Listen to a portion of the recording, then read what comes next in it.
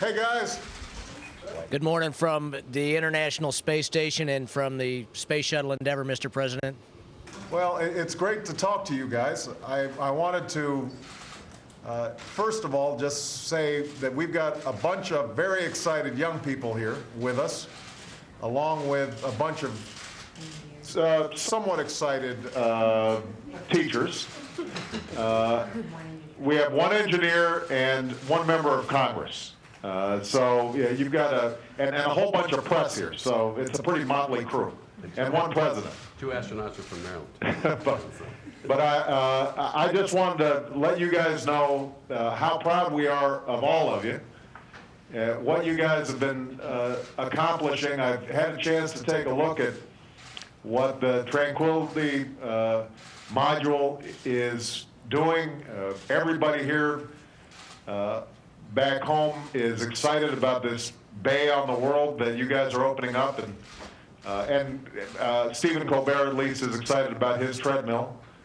And so we just wanted to let you know that you know, the amazing work that's being done on the International Space Station, not only by our American astronauts, but also our colleagues from Japan and Russia, is just a testimony to human ingenuity, a testimony to extraordinary skill and courage that you guys bring to bear, and is also a testimony to why continued space exploration is so important, and is part of the reason why my commitment to NASA is unwavering. But instead of me doing all the talking, I wanted you guys to maybe let us know what this new Tranquility module will help you accomplish. One of the things that we've done with our NASA vision for the future is to extend the life of this, our participation in the space station. And so we just want to get a sense of the kind of research that you guys are doing, and then maybe I'll turn it over to some young people to see if they've got any questions. Well, thank you very much, Mr. President. It is a large team effort. In front of you, you have the joint crew of Endeavour and the space station, and we are the ones that are fortunate enough to be able to accomplish this great mission together in space. But there are many thousands of people around the world that gave the best of themselves over many years in order to have the days that we've been having up here. For your question, I'm going to turn it over to ISS Commander Jeff Williams. Well, Mr. President, as you know, the ISS has been under assembly for many years, over a decade now. And as George said, it's because of the efforts of thousands of people around the world among the international partnerships. And the arrival of this module means several things. It means, of course, that everybody's aware of this new grand view that we have of the world below us. And that brings a special significance. But the Tranquility module also is going to serve as a gym, as a hygiene area, as a place a crew can maintain themselves for a long duration. And long duration living and working in space is what the space station is all about, to do the research and the science necessary to take us beyond Earth orbit. That was the ultimate purpose of the space station, and the arrival of this module will enable us to do that. And it really marks the end of the major assembly of at least the U.S. orbiting segment as we transition into full utilization of this magnificent orbiting laboratory. Do you guys want to just mention some of the research and experiments that you can conduct on the space station that you could not be doing back here at home? That's a great question, Mr. President. Let me start off by saying one of the nice things about where we physically are right now is that we remove the effects of gravity. So we're able to do experiments that involve the effect of gravity basically on Earth as we look at what happens with the absence of it. For instance, when you do combustion studies, flames on Earth burn in a teardrop fashion because the air comes in from underneath it and feeds the flame, but we can't do that here since the air doesn't know where up is. There's no convection, so the flames burn very purely in a ball. In a similar sense, when we do cellular research for even, like for cancer research, for instance, on Earth, the cells actually collapse under their own weight, and so their growth on Earth are a little bit distorted. Here, without the gravity effect, we can grow cells very purely and understand the mechanisms by which that they are replicating. We're also doing metallic research and materials research to help us understand how to make materials on Earth better, but also to find out what materials are better for long duration missions and traveling beyond Earth's orbit. Some of the other experiments involve biological, where we actually have, for instance, butterflies up here, and we watch the life process of the butterflies. Many, many experiments up and down the stack are quite exciting when we are able to remove the variable of gravity. Well, some of the things that you talked about are in line with where we want to see NASA going increasingly. What are those transformational technologies that would allow us to potentially see space travel of longer durations? If we want to get to Mars, if we want to get beyond that, what kinds of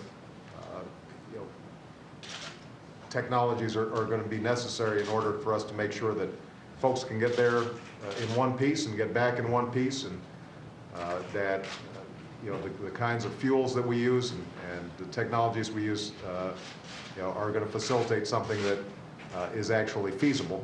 And we're very excited about the possibilities of putting more research dollars into some of these transformational technologies. So we're excited by what you're doing and what folks back on Earth as part of NASA's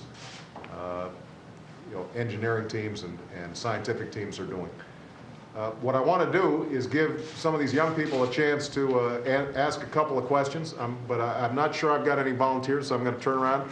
Oh, you do? Oh, look, this is a serious bunch here, I can tell. So I'm going to hand the phone over to the first one. Hold on. What's your name? Ruth.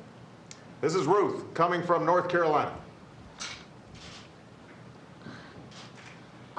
What are some of the benefits of exploring space as opposed to exploring other places on Earth? Okay. Pretty serious question, guys. You better have a good answer. The NASA folks are sitting here listening. Ruth, I can tell you your curiosity reaches far, and so does ours, and that's sort of the human spirit, to find out what can humans really do. And one thing that's always been, I think, amazing to every person who travels in space is that the human body is adaptable to this environment. But adaptable in what way? And how does the human body and even the human brain adapt to this very, very different environment? Learning about how we ourselves work and how we can handle changes if we go somewhere very different than what we're used to is something that's valuable also on Earth, because our environment changes on Earth too. And in terms of health and medicine, we understand better how our own bodies work. So there's a lot to be learned. All right, who's next? Mary. All right, this is Mary coming at you.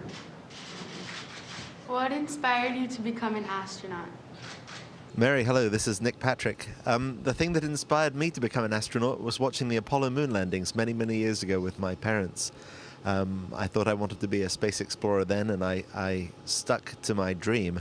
I stayed in school, I studied hard, and through schoolwork and also an interest in things like sailing and flying, I was able to realize my dream. So I would have some advice to all of you there, which is study really hard in school, listen to your teachers. They're full of knowledge and experience that you really can use in whatever path your future life takes you along, whether it be engineering, science, a job in business, or even space exploration. Let's get, we got one of our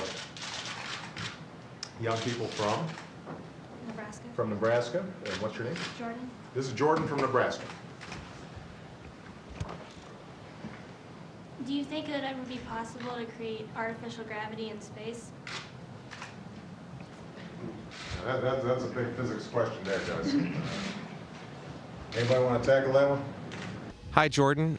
This is Terry Virts here, and that's a great question, because one of the hard things about long-duration spaceflight is the human body dealing with weightlessness and a lack of gravity. And one way you can create gravity is to spin things. If you take a bucket of water or paint you can spin it around, and you'll notice that the water stays pressed up against the bucket because you're accelerating it. And so you can artificially create that acceleration that makes you feel like you're in gravity just by rotating something like a centrifuge. So it is possible, but to do that, it requires a really large structure. And so that's something that we haven't done here on the space station, but that's one way you could do it. That was a great question. All right, we need a Michigan. We got to make sure every state is represented here. What's your name? Shanae. Okay, go ahead and introduce yourself, Shanae. I was just wondering, what kind of training did you have to go through before you were able to get into space? That was Shanae from Michigan. Well, that's a great question. You know, it takes a lot of experience to be an astronaut, and it's not just in one field.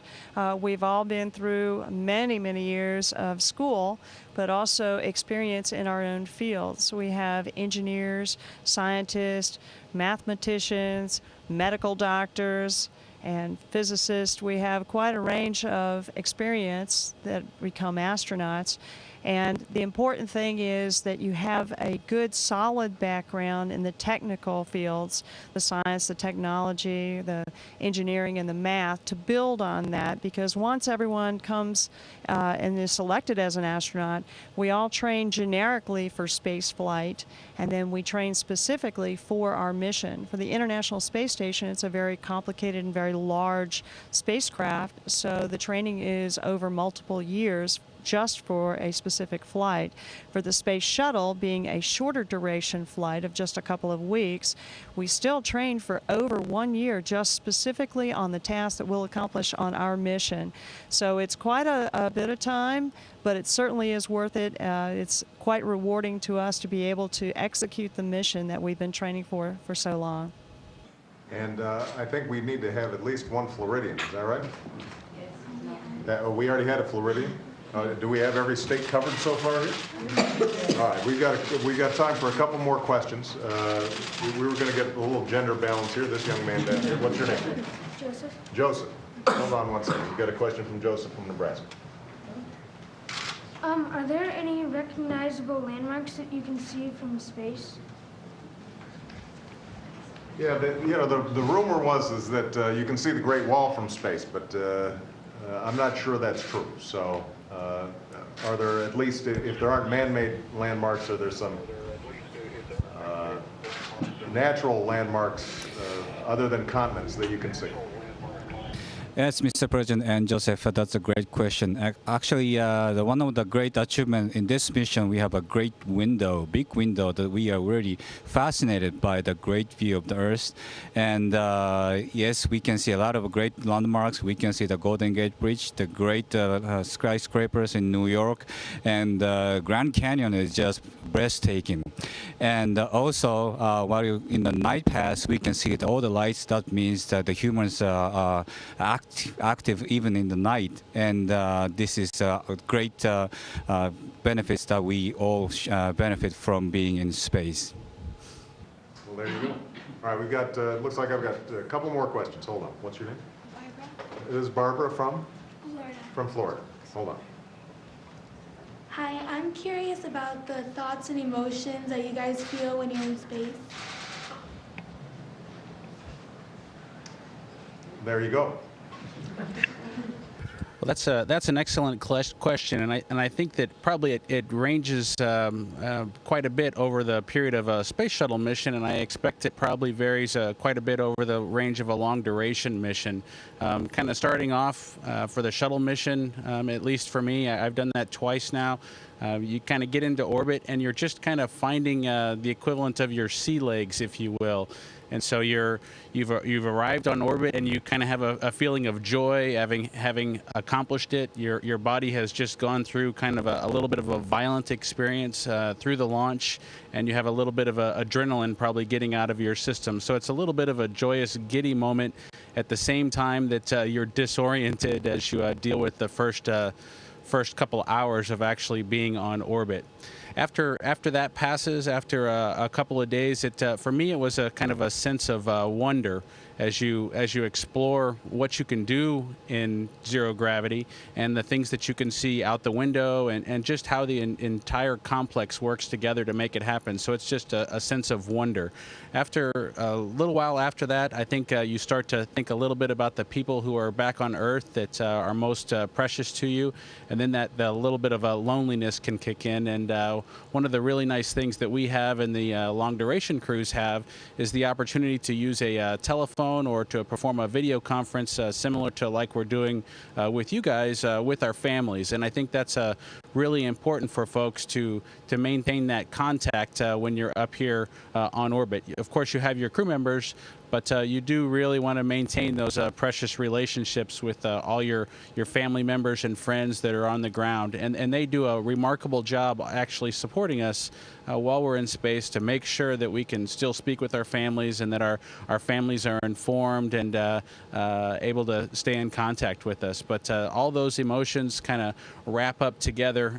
Kind of the final one is kind of when you do return to Earth and kick off all those relationships that whether they were 2 weeks or 6 months later have time has passed and you have to kind of rebuild them a little bit. But it's a very joyous experience and something that you can share with both the people on the ground and the people who are part of your crew throughout the entire mission. Great question. All right, so I think we're going to make this the last question. We've been keeping you guys over time. So what's your name? Alex, This is Alex. Hold on one second. does being up in space allow you to see things such as the weather? Like, could you see the storm over Washington? Well, that's a good point. Obviously, we're using a lot of satellite imagery these days, and this is going to be a major focus of some of the work NASA's doing here at home, thinking about how we can get better information about our own climate. Is that something that you guys are tracking from the space station?